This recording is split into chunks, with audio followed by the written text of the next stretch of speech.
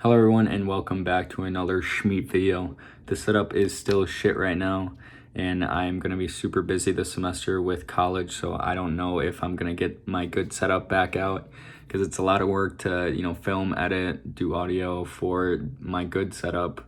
And this, you can just turn the clicker on and I can make a video in like 10 minutes. It's super easy. So I might just do this because I do have a lot to say about the Hornets. I went to last night's game and I saw the W in person. And to be able to react to these games super quick, I might just keep it short and simple and do this kind of recording, if that makes sense, so I can push out content like I want to. But talking about last night, really good game. I am glad I got tickets for this game. My girlfriend and I went, and it was very, very good. The Hive was alive, as they called it last night. And if I want to go down the line of players, Miles Bridges in that first quarter hit 2 straight threes, really got us going. And speaking of got us going, the first 2 buckets for us, it was, I forget the first one, but the second one was at the LaMelo behind the back pass. And I think the first play of the game was a Miles Bridges dunk. But speaking of dunks, guys, Kelly Oubre in that second half was going off. He finished with 18 points, 2 assists, and 4 rebounds. He is not the player that the Warriors thought they had last season, and he's just getting so much better for us. I think he had like a 9-3 game versus the Pistons a couple days ago. All he does is score really good dunks, or he shoots a lot of 3-pointers, and he shoots them at a high clip. I believe he has a good percentage. If you guys see me looking over here, that's me watching the Packers game. Even though it doesn't really matter for our seating or anything else, I'm a Packers fan. So another player who did insane last night, he could have had a poster dunk in that second half, I remember, and he just came up a little bit short, was Terry Rozier. 28 points. The shots that he hits, there was one shot, he was falling to his left, 1 foot went like that, swoosh, in the second half. Especially in that second half, he was making everything. He makes one of those corner threes where he's falling out of bounds. He gets that pass, shoots it. Drano, he makes one of those a game. And he's just crazy at finding a shot for himself off the dribble. There was this one dribble move in the first half where he kind of passed it to himself, he dribbled it, but dribbled it really far out from the defender's arms, caught back up to the ball, mid-range shot, swoosh. He is so good, and I wanted to talk about him because it's going to be interesting what we do to him. We drafted James Bouknight in this year's draft, or I guess last year's now, which is crazy, 2022. But in the 2021 NBA draft, we drafted James Bouknight, and Terry Rozier is an unrestricted free agent this offseason. So what do we do with him? I'm not sure what we do with him because he could get expensive because let's see how many points. I think he's averaging 20 points per game right now. Doesn't tell me. For his career, he's averaged 12 points, but that doesn't help me. But you guys know what I'm saying. He's averaging 18 points per game this season. Obviously, his numbers are down because of the production that we have out there with him, but he could get expensive, and it'll be interesting because we also have Miles Bridges who we have to pay because we didn't pay him this last offseason because he did a play it out year, and his 21 points this game.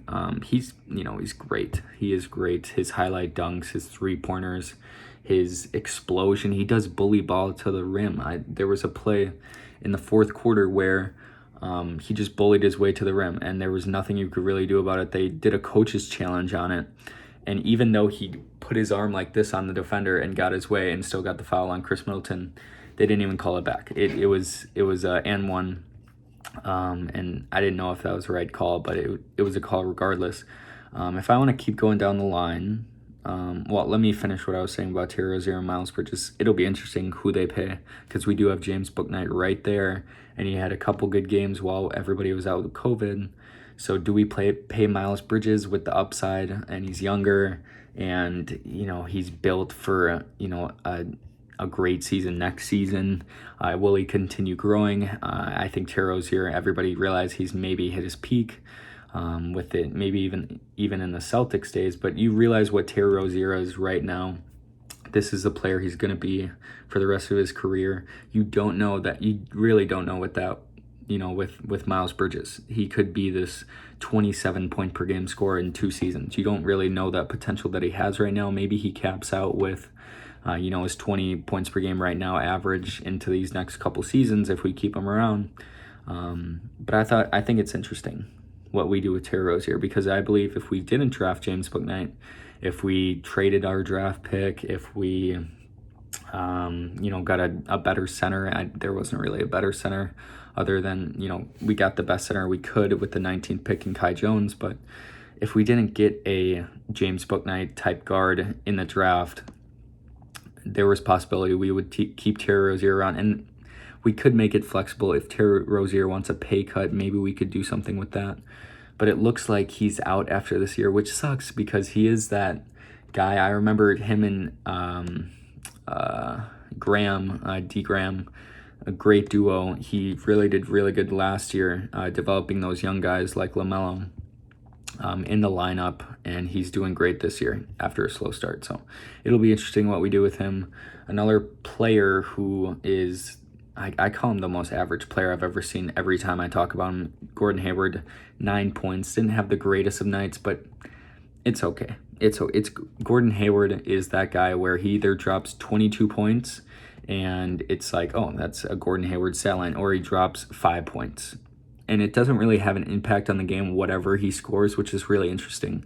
Like, he could go off for 50 and it would be the same result if he had 0 in the game. That's just my point of view. He's this player that is very non-polarizing. It's very interesting. Gordon Hayward is very interesting. He's old, 31 years old.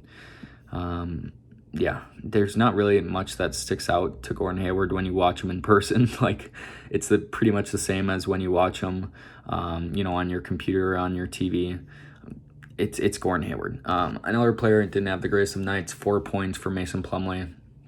The crowd cheers every time he gets subbed out the floor for PJ Washington. Maybe they're cheering for PJ Washington instead of cheering for the downfall of Mason Plumlee, but Mason Plumlee doesn't really do anything out there. He had a few defensive stops on Giannis, even though Giannis had like 43 points, but he had both of his points were off reverse dunks, which I think is funny. If I want to keep going down the line, LaMelo, that's his stat line: 8 assists, 9 rebounds, 19 points. Flashy as ever. He is really up there with the best players to watch live. Very entertaining. If I want to move my screen to see who else played in this game. Oh, PJ Washington fouled out. Not his best game, but not his worst. He had a 3-pointer in our late stretch before he got his 6th foul, where it kind of propelled us to a win. And we kept this close when we didn't really need to. We were up by 15 at one point, but a combination of the refs, silly turnovers, Giannis hitting all his free throws led us into this close game. But we pulled it out, and I just want to say that the Hornets are really fun to watch in person. If anybody that watches my videos lives in Charlotte, it is a blast to see the Hornets. And yeah, that's it for this video, and I'll see you guys later.